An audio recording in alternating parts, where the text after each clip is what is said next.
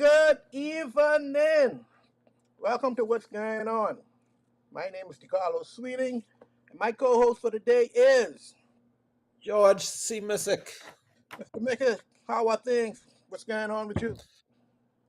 Uh, Long day, but everything is good. It's Can't complain. I won't complain. I should say. Um, Always a good day to be alive. They say. Yep, What yep. about you? Boy, any day above ground is a good day. I could wake up Yeah, already. yeah. Boy, you still in the new day? Is it a Yep. new day? New day? Yeah. Okay. Oh boy. I, I mean to hear them new slogans now. I trying to hear something new now. Boy, some coming out because some things going to happen in a little bit. So Yeah, yeah, yeah. let's Right. find out. Let's get to that. Let's find out what's going on in the news.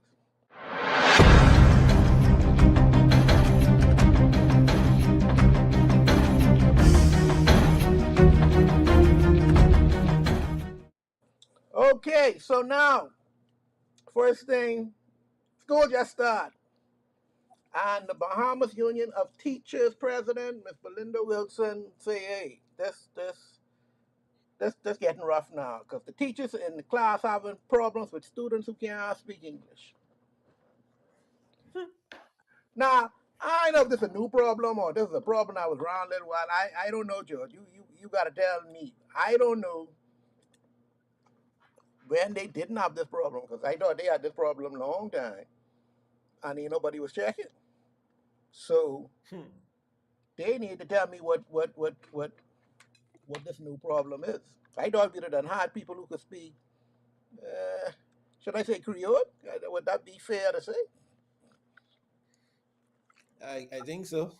Because I would think We knew it was it's those persons who they're having the issue with. So I don't know.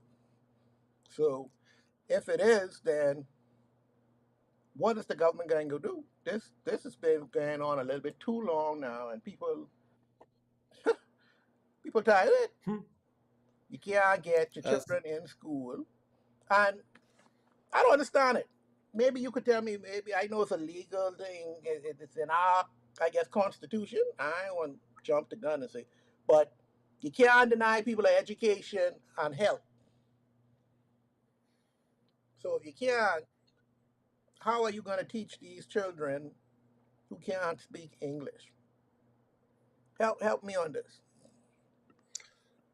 Um, well, it's that's actually kind of disturbing because now that you think about it, I can't really remember no one in my class that couldn't speak English, right? I can't remember at no particular time we having students in our class and growing up and going through a public school system where you had a lot of kids from Haitian parentage in the school, but generally speaking, all the kids, I guess, came there young or was born in the Bahamas, and so they spoke English. So from my first day of school, I don't recall that ever being a problem.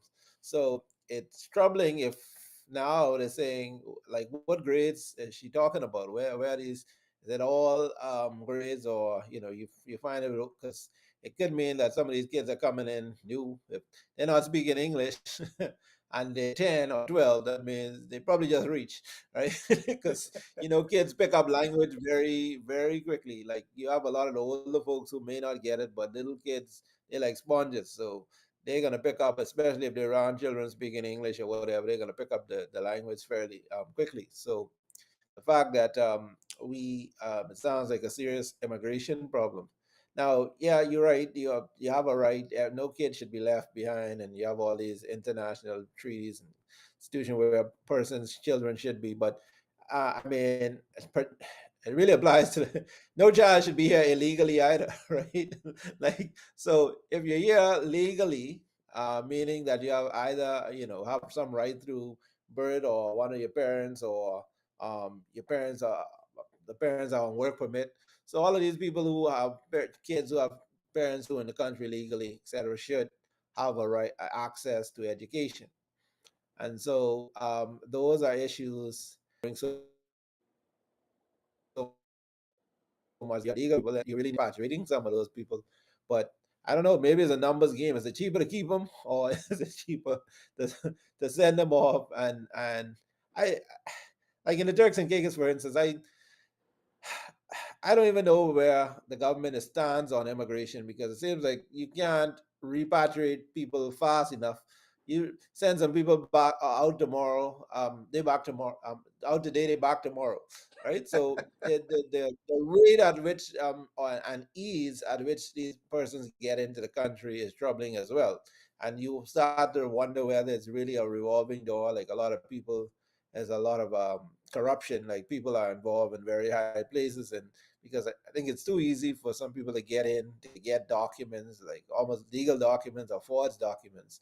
And those are the things I don't think we have ever heard the government really do a lot on. We always hear about this repatriation exercise, but someone is making money off of that repatriation exercise. And so you have to be careful with that. But you never really hear of a crackdown, no sting operation within these departments where you find out that people um, selling passports or doing this. Like those are things what I think would really help to curb it, because getting here is one thing, but being able to get a permits or documents to work and so forth, when you hear a lot of people are getting those things, and how are they getting it? Or some of them have it before they reach, or they come walk with it. Like there's a whole underground of corrupt practices, and no one wants to tackle that head on, because again, some people I'm sure are living pretty good off of these things. My fellow Bahamians, and I don't sound like that fellow, right? But we got to stop selling our birthright, man. This don't make no sense at all. And we can talk a little later with this, the prime minister trying to address it. But how bold can you be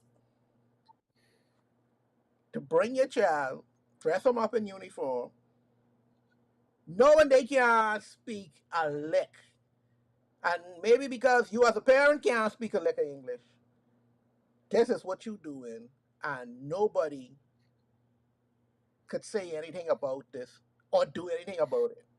And apparently they could speak or read some English or somebody telling them something because they doing it. They doing it and they know they Hmm. can get away with it, so this is what they do. How is this gonna continue or how is this gonna be possible unless these people know exactly what they're doing? They ain't slow. They know exactly how to bring them. Either their friend or their cousin and tell them, hey, just bring them. Don't worry about that. We can get that straight.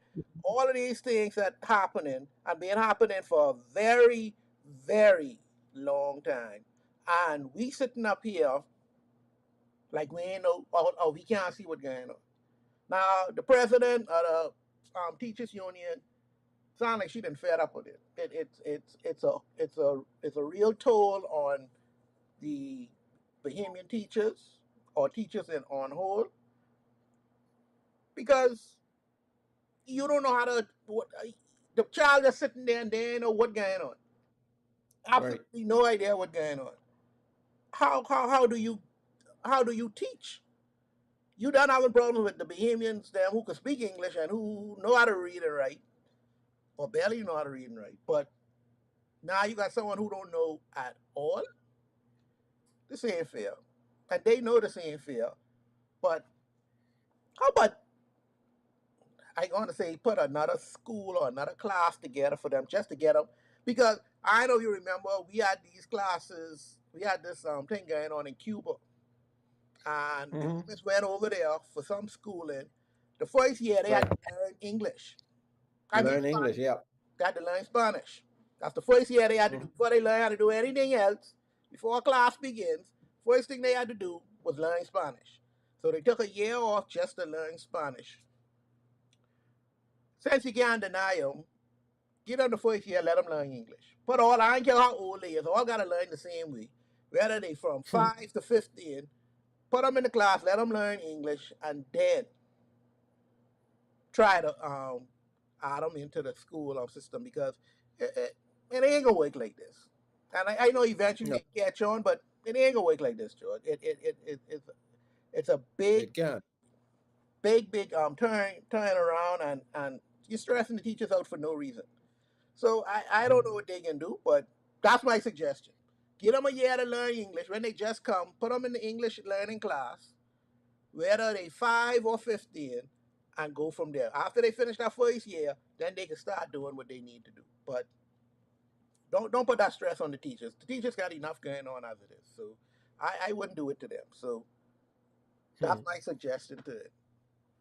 So Belinda Wilson, if you're listening, if you want to hear my advice, you could take that and see if it works. Minister of Education, Glennis Hanna Martin, go ahead, listen. Maybe it works, maybe it doesn't, but you got to do something. So that's my 2 cents. Um, I don't know if you got anything else to add to that, but that's all I can say about that. No, yeah, like I said, if either if you have entitlement, you here deal with it. You is a problem. The person's entitled. You need to teach them English. If we have problems in this life and solutions. So we identify the problem. Now, let's keep talking about the problem. What are the solutions? And I only see a several diagnose the problem correctly. What's causing this problem? These people are legitimate. They need to be here. They need um, let's try and get them speaking up to par. Like I said, usually only take a year for anyone really applying themselves. I think properly to learn English. So that's a year well spent. Yep. Anyway, then let's take a quick commercial break, and we'll be right back. Hi, everybody. I'm Jason. And I'm Cheryl. Join us here on Superior Talk Bahamas YouTube channel every Tuesday at 6 for Let's Talk. Where we talk about issues that matter to you.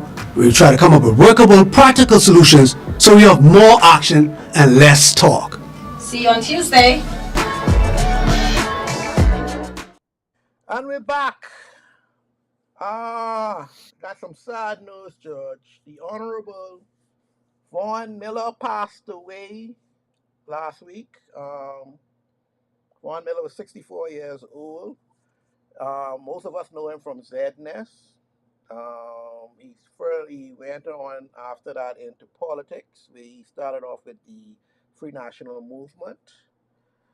He crossed the floor from the Free National Movement and Hmm. went on to the PLP. After that, he ran again. He won his he won his seat back again under the PLP. So he won under the FNM and the PLP, and now he has passed away at 64. Now a lot of us don't know Vaughn Miller like that, but he was a man who a lot of people are saying that he was for the people. He was there for anyone who needed the help. He was deeply a religious man, and he tried to help and tried to put as much as that religion into the house of assembly if you could do that, because they need it, for God's sake. But Horn Miller has passed away at 64. What do you have to say about that, George? Well, no man knows the day or the hour. I stopped crying for people the funeral a long time ago because I started seeing this trend of going to funerals and seeing people crying, and next week they going and want to you see these people. That's a waste of some tears. So, um, but condolences to obviously the family, the parties. We all, he's someone like you said, made his mark. I'm sure he's had his plate full, a lot of things going on. Understood that he was contemplating stepping aside from politics for family, personal reasons, and all of that other stuff. So, we have to do what we have to do whilst we're here. Like you said, life can be cut short, unfortunately, at any given time. The more it happens, it's always shocking when those people who are closely affected. But I think that is such a natural thing. And this ain't a lawyer and me talking, but people really need to plan. There still needs to be a lot more estate planning and plan generally. people, we need to stop living like we here forever, because we go to church and we hear these things, but I think the average person doesn't believe they're not going to be here for Christmas, or they're going to be here next year, and tomorrow isn't promised to anyone. So I don't know whether this will force. It probably will force a by-election and all of that stuff. So turn up the political pressure. I think that seat was. I mean, there's that's the Bahamas, right? So so many stories follow these things, and so quickly it turns from the individual to the person saying who's next. That's the next thing I find with this life. People don't miss you for long, especially nowadays. I mean, the sad reality is, don't take yourself too seriously. I don't care who you are. You're replaceable. We had Obi died, I think, about a year previous to that, and there Yep. are some similarities with the age and all that stuff. So you had what's his name, Don Son. So I mean, politicians, there is no respect of person, and your position won't save you, your monies won't save you. So those, only the find Christ, fine. If you ain't Christian, fine. Cling to your belief, live right with people, and you have an assignment on your life, duties. Try to get out every day and make every day count. I agree wholeheartedly. Sometimes we worship these members of parliament and cabinet ministers as if they are gods, and they have their time limit just like me and you, man.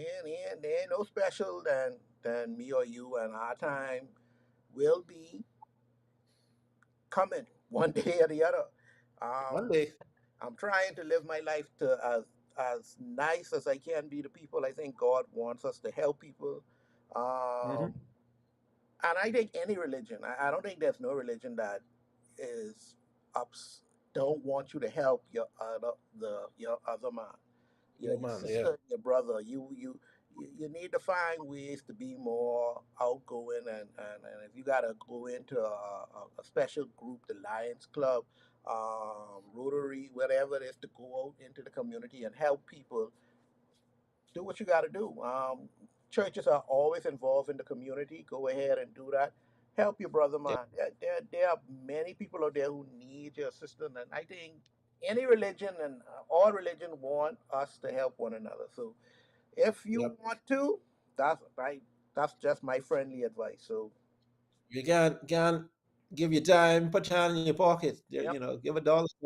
yep, What I had to repeat the song, Mr. Wendell, today, talking to someone. Say $2 is a snack to you, but it means yeah. a It means a yeah. lot to them. So what you think is nothing to really is a lot to someone. So I know a lot of times we don't feel like our efforts go anywhere, but from a daily basis, go. I learned to, I find as I get older too, like even going to a restaurant, you little bless, small bless, tip someone, give, Yep, um, don't be too tight fisted, and everyone trying to survive. It's tough for everyone.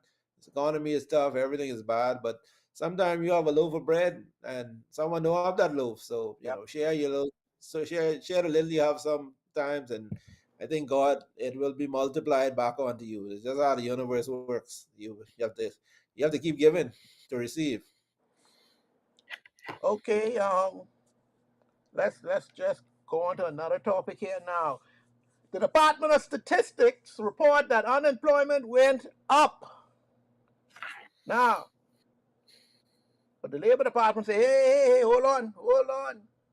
Right now, that ain't no truth because hey, we got things going. We got Carnival Key open. We got Celebration Key open. We got this going on. We got that going on, and I don't want y'all out here saying these things. People getting scared, but Department of Statistics did a count, and from I think this is early part of the year, the first quarter, this was the outcome. Now, my to do of it is this. Yeah, I don't want the PLP to think that it's all about the numbers. And when I say that, I mean there are a lot of people out there who working but gotta work two, three, four, five, six jobs. Everybody got a side hustle these days. Everybody got a side hustle job. and Right. they got good paying job. It's just so hard to make ends meet with just one job. And even the politicians, they go in as a member of parliament, they want to be on this board, or they want to be in the prime minister, or they need something else to supplement that salary other than that members of parliament salary, because that ain't cutting it. So if Hmm. they need these things, you think we ain't need it? So when the Department of Statistics come around and say, boy, you working how you working, they got the slick way of saying who working and who ain't working. That's why I less skeptical of that number, because the number should be much even higher than, and it had to be in bad for them to say they people unemployed, unemployment going up. So it had to be in bad. So if they said going up 11%, trust me, it's what 22-30% easy. People Hmm. just to the point now that, especially in the out islands, them and things like that, and thank God for Celebration Key. Finally, that opened and that gave Grand Bahama a little boost. But that ain't open till June, July. Before then, things wasn't things, George. And that's why Hmm. I agree with the Department of Statistics. Yeah, unemployment, unemployment up. And I still think it up even after Celebration Key open. I still think it up. What say ye, George? So who's denying it? The immigration labor. Yeah, they're saying that those statistics are backdated. That it doesn't reflect what it is now. But Mm. my problem is we know how these things has come out. When unemployment down, they don't say, oh well, that was from January, so you can't really count that. If you don't say that then, don't say it now. That's my problem. Don't when unemployment is down, you celebrate it and you have a good time. You don't have no oh that's January to March. Mhm. Now that it up, oh no, don't look at that. That ain't how it go. That ain't no. Don't try be slick with this. And LP is get on my nerve and they try be slick with things. When Well, it's an election year, DiCarlo, so we don't want to hear no bad news right now. We're coming up on a very important time in the calendar in the country. And so if you're the government, you don't want to hear nothing but no unemployment up high. You want to be able to boast that we cut these numbers down. And the thing it is right now is not like we're not in a recession. Been toying with it with Trump and the tariffs, but um, we're not we're not in a recession. We don't have the COVID. We don't have any of these different things going on. So I think if the numbers are excessively high and going up, question becomes why are these numbers so high when you don't have any of the things that would any of these extraneous matters that in the past have tended to shift those numbers up. If the government is going to boast that, hey, boy, things popping, we got Celebration Key, we got this project, then you would expect the numbers to be down because you would think those who want to work can find employment. So they like to say there's unemployment or underemployment. Underemployment. I don't know which one it is. But I we know for facts still in Grand Bahama, even sometimes where people have jobs, it may not be the job that you want. You're holding on to something. So those numbers are always a little deceptive because listen, yeah, I have a job, but a really booming market, I have some options. Like, okay, I don't really want, you know, I really don't want to be on this job, but I tell you, if you don't find a job, you get kicked out of the house, so you have to go Burger King and McDonald's and go go and you keep. So I don't know statistics.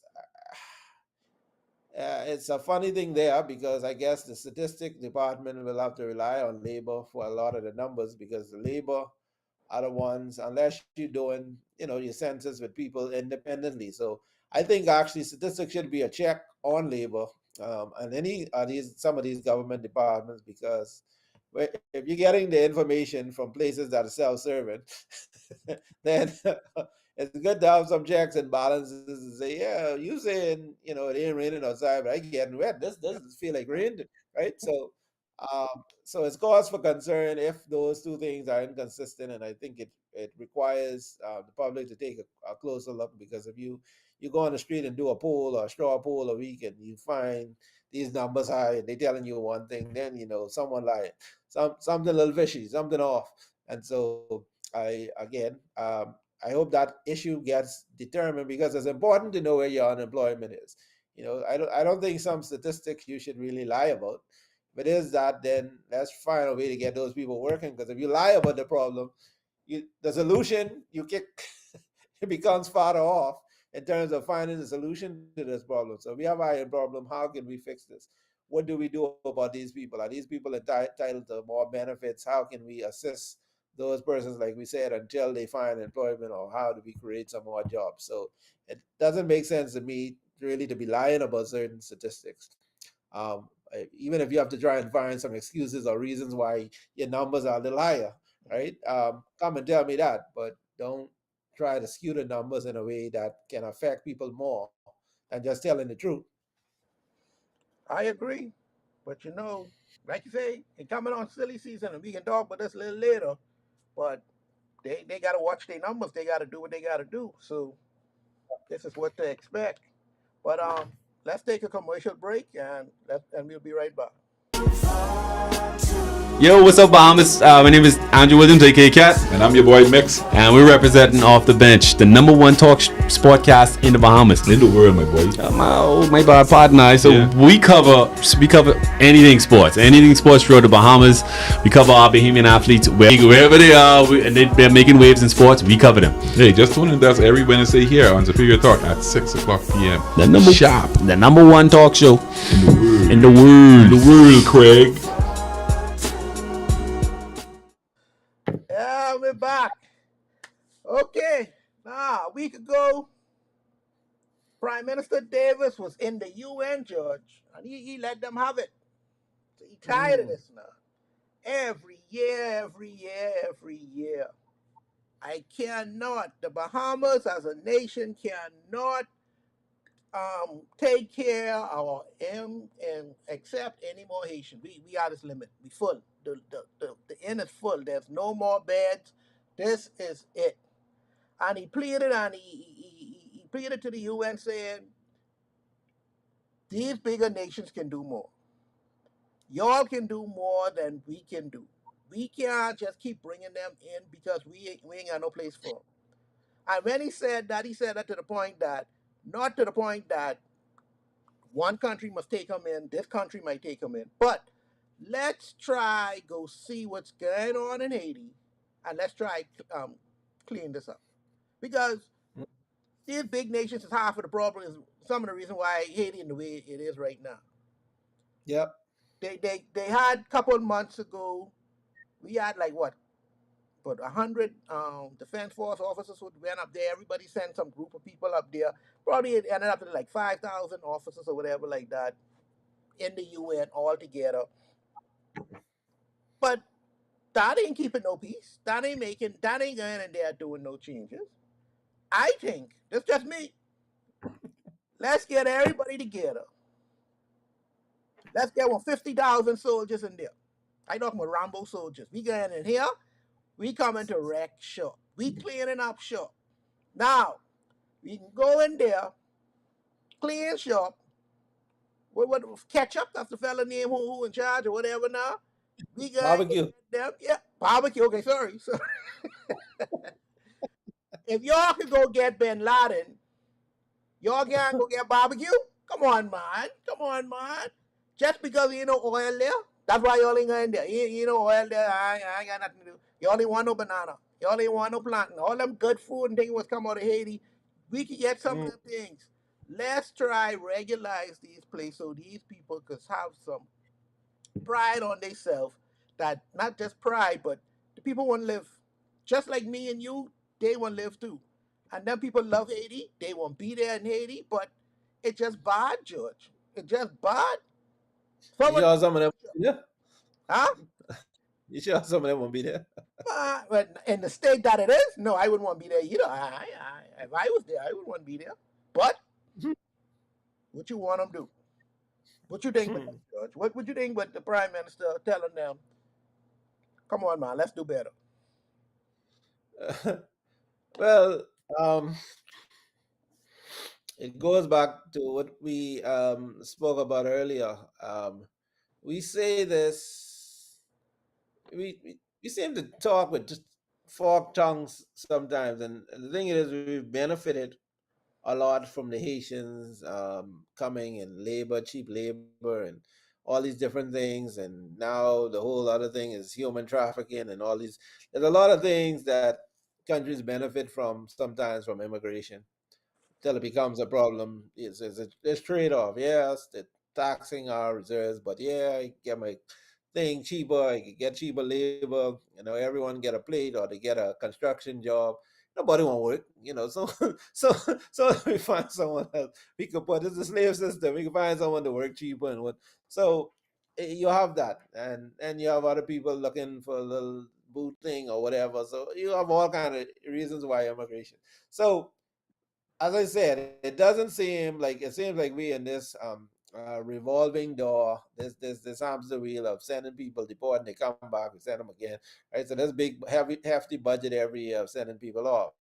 Now, what the UK, I think, tried to do, and the US, I see, looked like they were doing the other day, that might be something as well, because instead of deporting these people home, right?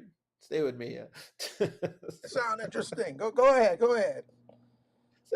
They brought them to Haiti because I come to your place house and you send me home. Ain't nothing, going home ain't nothing bad for me. I home, right? They coming back tomorrow, right? When you turn your eye, jumping back on the next boat and coming home, coming back tomorrow.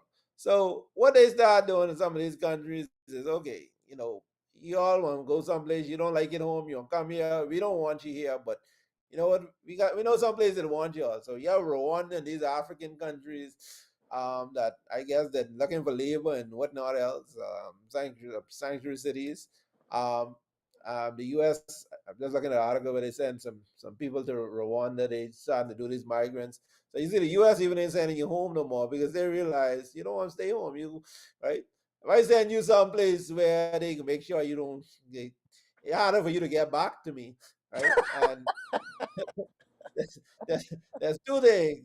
You know you ain't getting to America, you ain't getting to come back home. You come here, we catch you, we ain't sending you back home, We sending you, we can do a thing over the country, sending you on a longer boat ride. Boat can be farther going to Africa. And you're going over there to work and what, right? So, and that might be a couple things. Now, again, for the countries who citizens they don't want, because we've always complained that Haitian government ain't really got much government most of the time, but they don't do anything really to deter, it seems, these people from coming to your countries, these boats from leaving, etc. Right? So they take a hands off approach. That's less people for us to feed and whatnot. Like, let them go. They send more U.S. money to the country. We do well. So it's a it just seems like a funny game they're playing. So it might seem harsh, and every time I think when the UK and people start to do this, Trump really don't care. So of course he's doing it. But I think I understand the reasoning for that. And I think we may need to explore some variations because, to be honest, what we're doing ain't working. It hasn't worked. It don't look likely to work. Like I said, we just spending a lot of money every year. The budget, we're not making a dent. As soon as you send some more, come on, the same set come back. So you send them again, they come back.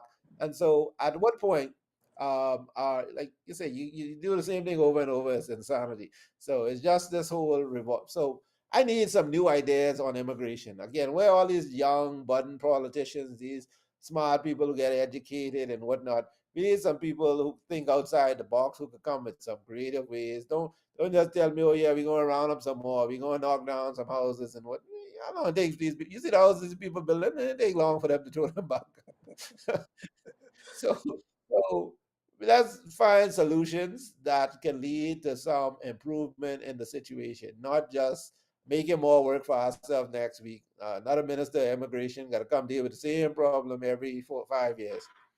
George, I know if you all remember, a couple episodes ago, I told you when the people come here, what we can do We need to build up Andres. Andres needs to be the third city, the third island in the Commonwealth of the Bahamas. We need Yep. to have that to the point that that island can feed the Bahamas. So, half of the time you all bring the Haitian and them in, when they come and they looking for work, you all just make them cut their grass, do this, do that, whatever their skill is. And some of them are very skilled farmers. Let's put them, build one little city, let them build the city. When I say the city, the same little housing developments, I'll call it, that they's built, and let them start farming the land. We now have Bamsey and Andres. Andres is rich. Anything could grow there. Let's start putting them there. Build it, build up our food supply.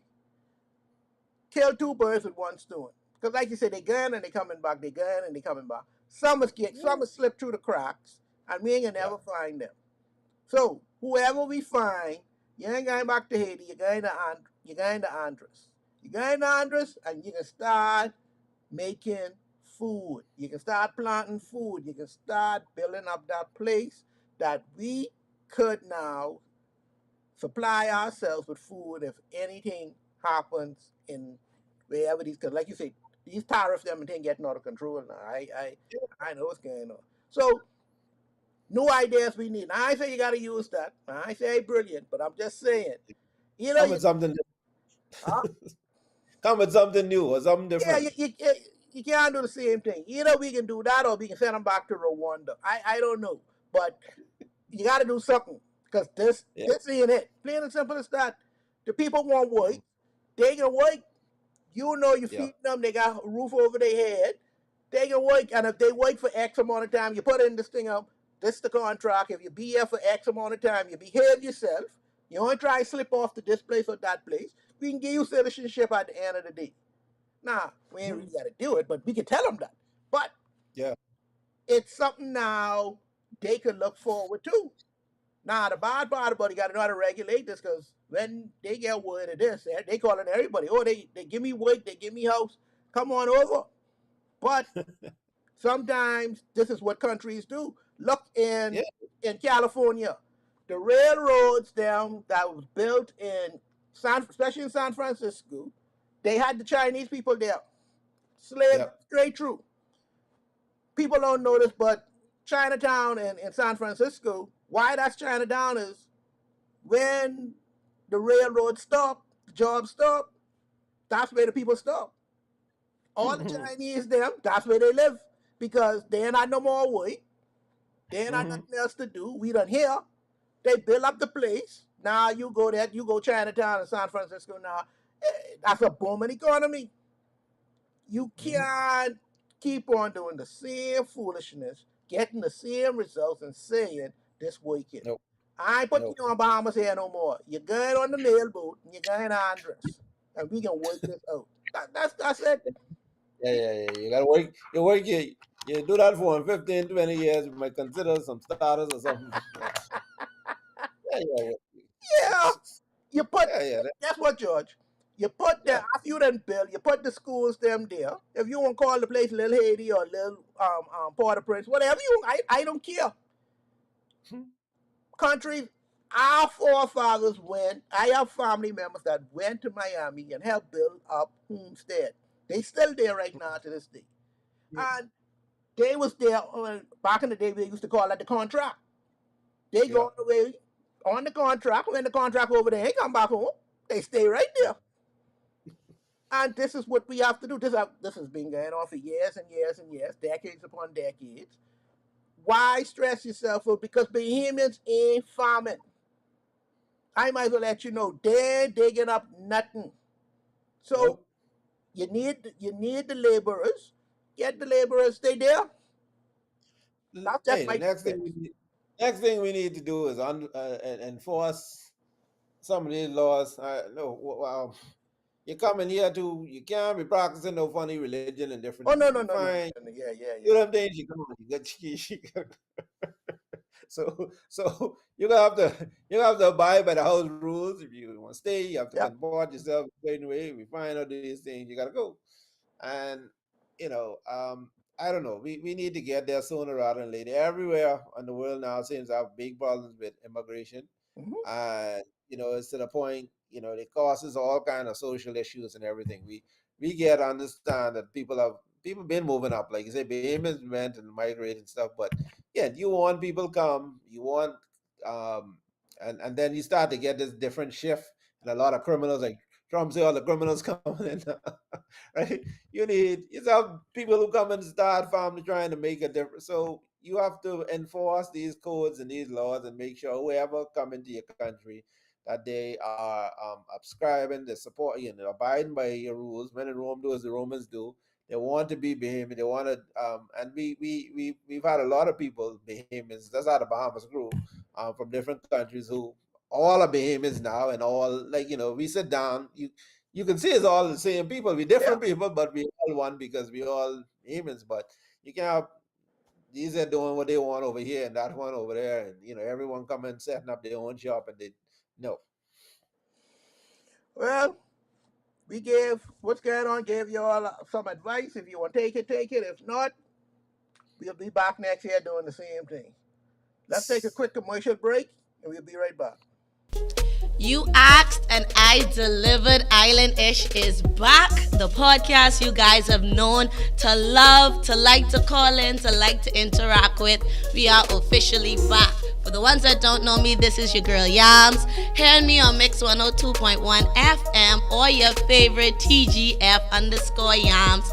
With the two S's, we're back with Islanish right here on Superior Talk. So make sure you're following the page. We're going live this Thursday, 6 p.m. Don't miss it. Follow us. It's about to get lit.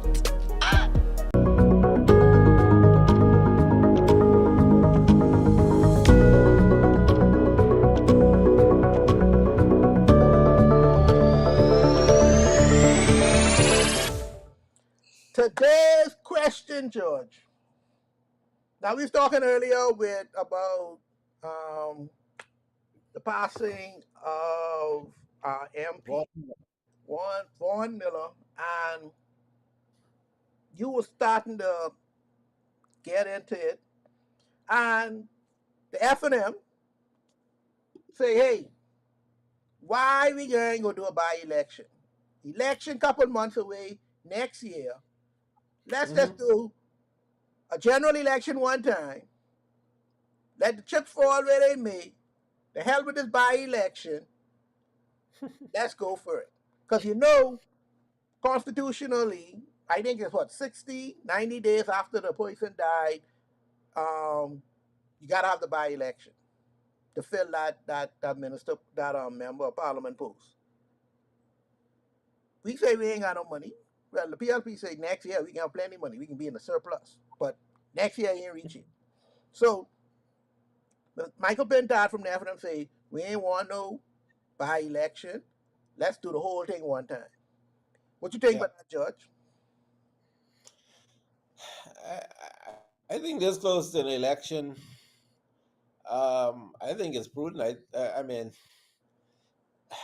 the like you said, constitutionally, I don't know if you're breaching the law by not having someone in there, not doing that, or whether they could do some amendment. But I think so close to an election, and if your constituency is not going to be disenfranchised by not having any representation, for the period of time. But I think with election months away, to go through, and you know how you know all we put into to these by elections. They're like a general election. They're very expensive. They're very distracting. So it's going to take a lot, at this point, off of everyone to put that effort into getting this one seat when, um, you might as well just install whoever you have running for these seats now, and like you said, kick that ball that can down the road to a general election, because we haven't even had the funeral yet. You gotta wait for the funeral. You gotta do this, and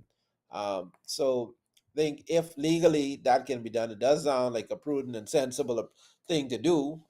Is wait, because we know election campaigning and everything has started. And why are we going to install, do this big ceremony, only for the house to be resolved probably a week or two after that, whatever, whenever, and right, you're back to square one. You're doing this again. So um, I that would be my preference at this point. Hey, wait, I mean, I, you know, I, but what says the people from his constituency? Do they so keen on having a representative in Parliament before the next general election, or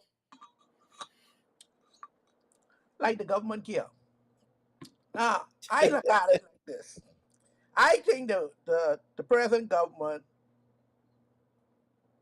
wants to do the by-election, and they want to do it because it gives them, they get to put their toe in the water to see how this is.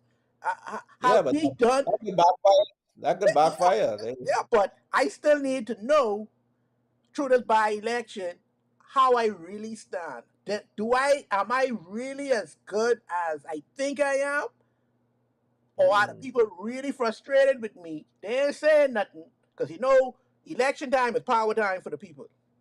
right. They can sit down there and they can wait on you, say, okay, now you bring your block behind there. Now, okay, I can fix your wagon.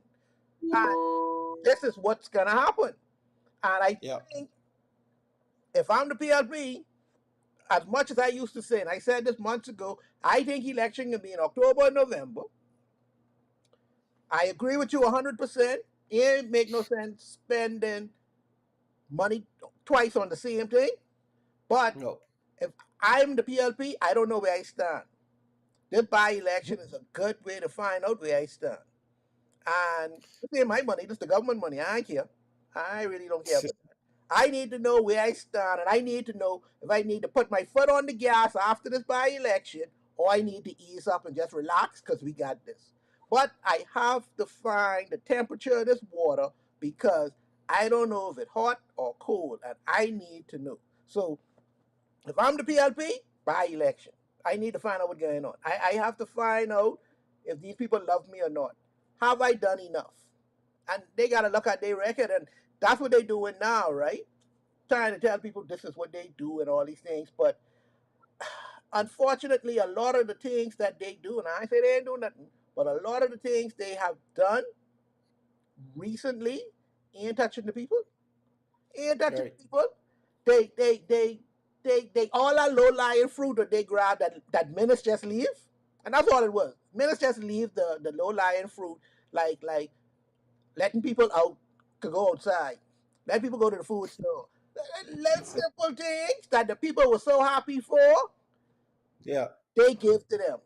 Now, Well, you can build a foundation on that to say, hey, because I always had that. I always had and freedom and things like this to do. the pandemic was finishing really. Yeah, So, so I don't see. They really think the pandemic was there. Oh, I did all this through the. Guess what?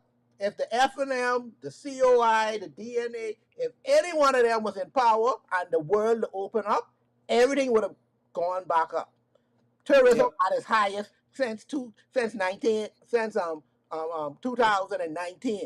Yeah, because you were shut down all that time. Yeah, it will be at its high. You can't give me these false numbers and try set me up to make me think, oh, Yeah. you do this and you ain't do this. Anyone could have do that. Open up the place, the people can come. Everybody was so tired of being shut down, they was going any and everywhere. They didn't care.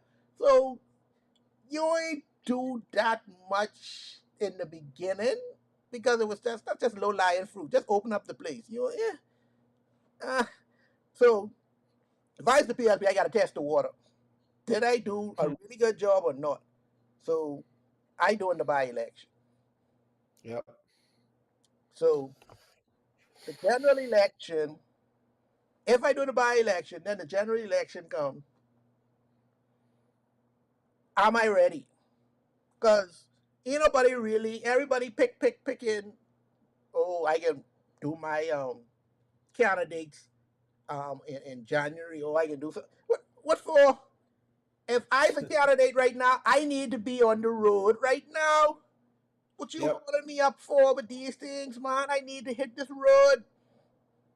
Even if I ain't got no money like that, me going to church and I read the second lesson and I say, hey, vote F and I walk off the stage, then I got the campaign, George. When the greeting the piece, I got to shake some hands and tell some people, well, you know, I'm running and I want to do this and I want to do.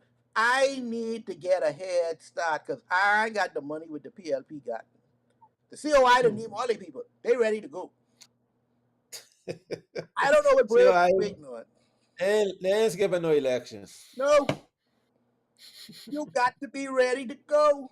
Brave at they had a memorial for Vaughn Miller, and he was telling the people he ain't say man what he can do yet, but be ready. Now, I know Yeah. what I mean. Be ready. What do you mean be ready? You need man get this ball rolling, man. Let's. If you ain't do what you supposed to do, you can find out, and you can find out the hard way. But if you did, then you're straight. But I ain't think he sure himself no more. That's my biggest thing. What I think with the PLP. You think they have a reason to go into general election, like you said? I think they have a reason to. Yeah. Uh, uh, I, you know, I think this election, like we always talk about, is going to be more on the preparedness or lack thereof on the F&M, and a lot of their kind of infighting and stuff than the PLP. The PLP, they, manage the statistics on the unemployment and stuff. People are working, they ain't great, but the economy is moving. People are working. There's some little projects and different things here and there you're hearing about, and um, I think that's one of those situations where you want to beat the champion, become the champion. I don't think you're gonna get it in no contest. There can't be no unanimous decision. You're not gonna win this a no unanimous decision. You need a knockout to win this election, and I don't see that knockout punch. I don't see that real one issue that they pushing the pressure point. With Minutes and them is this whole COVID thing, like you say, boom, that's saying that right? Like, what is the evidence at one point that immigration, you can't really say that because ain't nobody figure out immigration. Ain't nobody figure out crime. So, so what you coming to make to do better than this guy, the guys who are already here now? Because, I know we've been changing government, getting tired, but I think we're getting tired of just changing governments every. So this is going to be interesting. And, I think the government probably has more to lose if they were to have an election and lose a seat. Uh, but the same token, the opposition as well, they know that they just lost OBC, and they want to contest the seat, and these by elections, like we say, are bad. Like why? Why the F&M's going out now anyway to try win a seat, one seat behind. You all might as well put one PLP back there, leave it open. Like why? What's the purpose of that? As well. And historically, again, why do you elect an opposition when you have this big government and you put someone in there who can't do jack for you? Um, as an MP. So that's always a hard seat to win when you have a big government. And if things were close, so I don't think the FNM even have nothing to gain by contesting that. As we saw with the OB thing, ain't nobody was trying to put no FNM inside West Grand Bahama and stuff. And the PLB running everything. Oh, who will listen to you? I go waste my vote. So I can see that happening again. Short as the period is, I don't think the FNM has enough momentum and push to get their voters out to the poll. And so I can see why, and that almost basically a surrender of that confirmation. If Penta came out and said, "Well, I don't think we should have it," I mean, he don't want to lose that. He's scared he lose that seat. He don't want. If he thought he was going to win that seat, of course, let's have an election, right? Let me pick up something else. Let's get the momentum, but it doesn't give me any as an F&M. if you're F and M, it shouldn't give you any comfort to know that your person saying, "Man, we shouldn't even have a by-election," right? That's kind of telling that, So what the PLP holding up on? They ain't got nothing huh? to lose. What the PLP holding up for? They ain't got nothing to lose. Well, what is their position? Well, their only position, like you say, right now they're getting ready for the big fight, and this time and money because you still have to get the PM and all these people involved in these little by elections. You can't just send the candidate out there. The big dogs got to stop what they're doing. Got to come from their strategic campaigning. You got to print up some shirts just for this constituency and all this stuff. So it's really a distraction at a time where uh, you have to assume if the government is winding down, right? Like I say, everyone know election is coming, and so everyone, if you're smart, you should be busy trying to wrap up. You should have sent marching orders. Like so, when Braves say be ready, I mean, hey, try to get your house in order. Try it, pass But that, but try deliver on some of these promises you're yeah, but doing quick. George, you know how we go. That last year, the governing party that's give you all kind of promotion and pay raise and all kind of things, Yeah, and they ain't get to do that yet.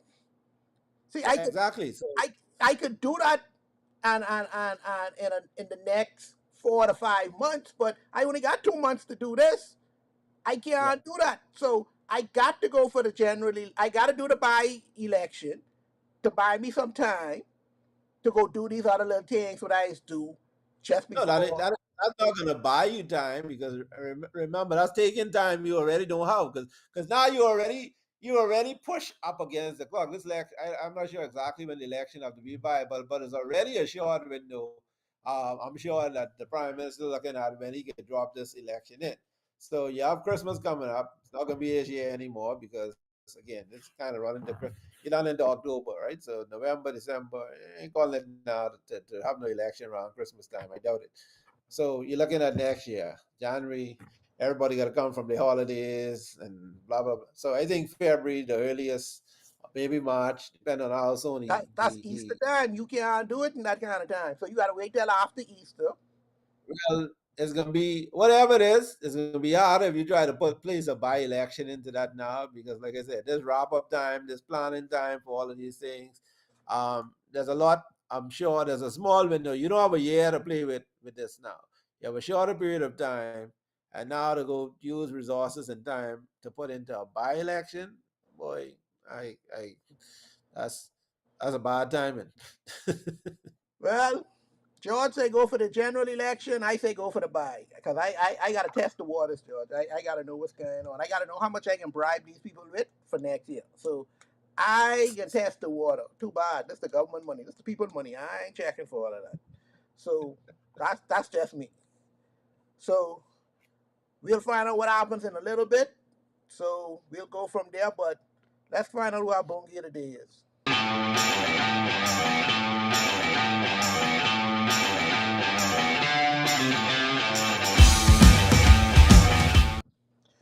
George, as you know, we just had tropical storm Imelda passing through the Bahamas. I'm sure you all had a bit of it down there also. And Grandmama, we did well. We had some trees fall down, but that was about it. New Providence, on the other hand, was almost underwater. The water was everywhere. Mhm. They still have some of these subdivisions that are just, I don't know who built these subdivisions. That one in Pinewood, that stay underwater. Yeah. I don't know what's going on. How in God's green, who passed these things? What government entity gone in there and say, okay, let's go with these people. This is a good place to build. There's no way, Mhm. no way they did their homework. And to find out all these other places. And the Hereford Barber now, so they still digging up. And look like when they Yeah. start digging up more, some places would never used to flood, now flooding. The place Mhm. only so big, and y'all only using so much of the place. You got to stop. So, Bongi of the day for me is the government, and I guess that's works them, and any subdivision owner who build these things because these people, come on, man, y'all got come on, man, build up the place, man. Everywhere you go, at least set them up at least 7, 8, 9 course blocks before you start building. They had on the news the other day that this subdivision was building. The hurricane come through. They done underwater. Not one house Yeah, finished built yet. yeah, but Carlo, the better you build, the more expensive the cost, George. right?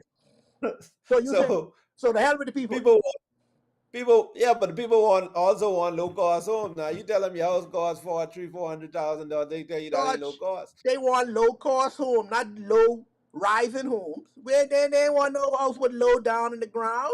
They say low cost, not low in the ground. Yeah, but it costs more money to rise to get it higher. So, um, if the price point is your see, Nassau, we all know is overdeveloped. Is overdeveloped. We talk about underemployment and underdeveloped. Now we talk about overdevelopment. So in a lot of cases, a lot of these subdivisions, these things, people pushing in, like you said, governments, every minister of housing or whatever come in, you all put the pressure on them to build house. You got to build some more house. You got to build house. This is how your legacy. So you find one piece of land. So you know land getting a little scarce. Any little getting thing, you pray, you build it, and you pray the rain don't come, don't come before. But I also looked the other day around here to see like some areas that I didn't know were prone to flooding. And someone was saying, if you look at some of the structures and places, a lot of people putting up these walls. Sometimes it's be what other people putting up that driving Yep. these waters and stuff into certain areas. So, Uh huh. like you said, sometimes it's part of the area built on the wrong land, but also you have to look at some of these. The smarter people know how to put the problem on the, the small, so government has to be aware and you have to be alert and smart to all these things because they create a lot of these problems by Yep. other things they allow to get through planning and structure. So it ain't always the land bad, but look, people doing all kind of stuff. Okay, they know if it rain, they know you gonna flood out because it has slope do that, so all the rain can run down to you. So we have to get smarter. We have to, again, when these things happen, you really have to assess, troubleshoot. Tell us what exactly the problem is. Like you say, if you're building the wrong thing, or if you're building a swamp or whatever. Yeah, people need to know if this the problem. You need to deal with it. We need to deal with the people who causing the flooding. Boss, you need to move this. Yep. Yeah, we ain't let you run. And so, yeah, it all comes back a lot of times, sometimes the corruption and people not really doing their jobs properly. But the good thing about it is that wasn't even a hurricane. I don't know, that was barely a tropical storm that went through Nassau. And we always say, even though they always laughing at grandmom and calling grandbabies everything but a child of God, Yep. that Nassau get hit with a storm, you're Oh. not prepared to handle it, right? And so these little things, again, I hope are eye openers that listen, before the real one come, and the real one is like will come one day. Before the real one come, use these for God's sake to try and fix these problems to make sure you have an exit strategy, a contingency plan. You get some of these people out of these flooded areas, stop some of the flooding.